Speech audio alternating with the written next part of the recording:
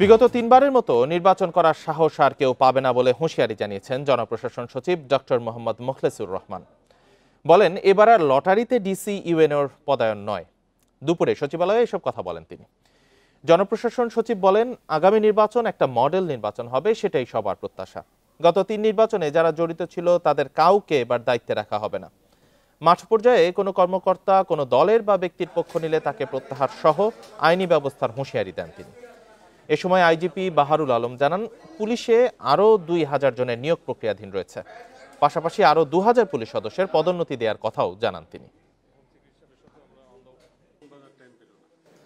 কখনো কোনোদিন লটারির মধ্যে সিভিল সার্ভিসের পোস্টিং হয়নি, এখনো হচ্ছে না, হবে না। এখন হলো কমপ্লেনের এগেইনস্টে আমাদের ফিট লিস্ট আছে, সেখান থেকে তাকে উইথড্র করা হচ্ছে। মাঝে দেখছেন কিছু হয়েছে, আরো সামনে হবে।